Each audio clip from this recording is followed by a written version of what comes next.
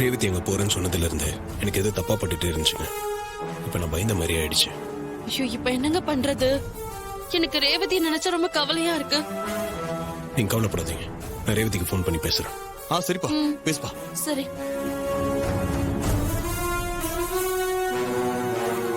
The mobile number you have dialed is currently not reachable.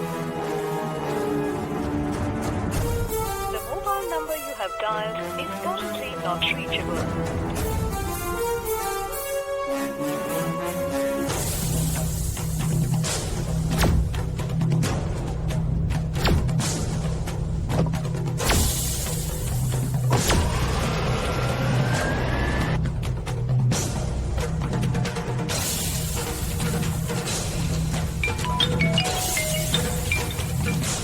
Hello, சொல்லுமா.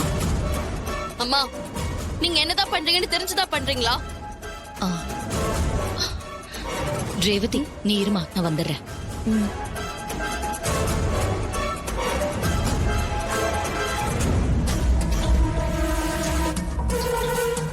என்ன ஏதோ சொல்லிக்கிட்டு இருந்த?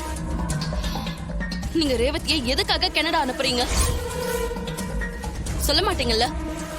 நீங்க எதுக்கு அனுப்புறீங்கன்னு எனக்கு நல்லா தெரியும். பேசுங்கம்மா, ஏன் அமைதியாயிட்டீங்க?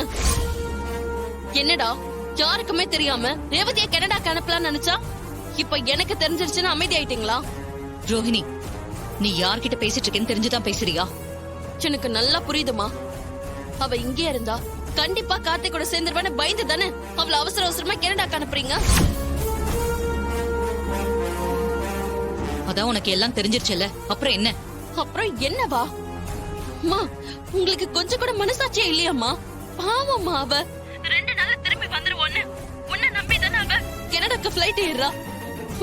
அவ நம்பிக்கையில எப்படி மண்ணள்ளி போடுறீங்களே? யாரு பாவம்? ரேவதியா? நான் இத்தனை நாளா என் பொண்ணு பாவம் தான் நினைச்சுக்கிட்டு இருந்தேன். ஆனா எப்போ அவ கார்த்தியோட சேர்ந்து என்ன ஏமாத்த நினைச்சாலோ அதுக்கப்புறம் நான் எப்படி சும்மா இருக்க முடியும்?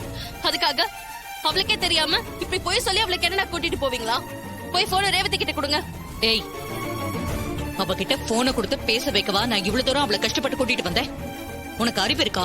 அம்மா, என்னம்மா இப்படி எல்லாம் பண்றீங்க? தயவு செஞ்சு போன ரேவதி கிட்ட கொடுங்க. தர முடியாதரி. அவகிட்ட போனை கொடுத்தா நீ என்ன உளறுவேன்னு எனக்கு நல்லாவே தெரியும். ஒழுங்கா போனை கட் பண்ணிட்டு உன் வேலையை பாக்குற வழியை பாரு. என் கோவத்தை கிளறாத. போனை வை. அம்மா,